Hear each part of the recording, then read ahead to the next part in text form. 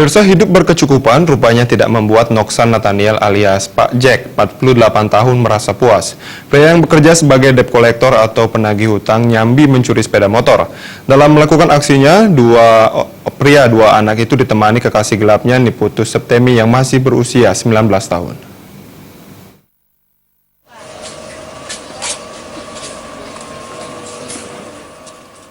Kapolsek Kuta Selatan Kompol Inenga Patra mengatakan pasangan kekasih tersebut digerebek saat sedang berjumpa di rumah kos di Jalan Raya Uluwatu, Jimbaran, Kuta Selatan. Keduanya melakukan aksi pencurian secara bersama-sama di 4 TKP di wilayah Kuta Selatan dan Denpasar Timur.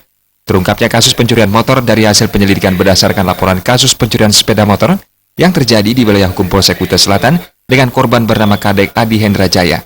Motor korban hilang saat diparkir di Jalan Pantai Bingin. Saat proses penyelidikan itu, tiba-tiba motor yang hilang tersebut dikendarai oleh seorang remaja laki-laki bernama Aldo.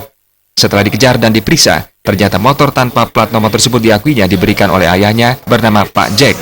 Setelah diinterogasi, Aldo menceritakan latar belakang ayahnya. Ayahnya bekerja sebagai penagih utang dan kerap menggadaikan motor ke orang-orang. Dari keterangan itu, Pak Jack dan kekasihnya kemudian digerebek dan digiring ke Polsek Kuta Selatan.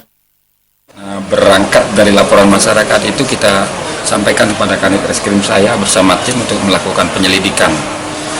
Karena setelah dilakukan penyelidikan ditemukanlah seseorang yang membawa motor, yang kita curigai dan ternyata itu adalah keponakan anak kandung dari pelaku ini. Dari situ kita baru bisa kembangkan bahwa motor itu didapat dari mana, dari orang tuanya dan lain sebagainya. Kemudian orang tuanya ini tinggal di Sesetan. Jadi tim kami juga melaksanakan pengejaran dan penyanggungan di Sesetan, maka kami bisa menangkap dan mengamankan pelaku.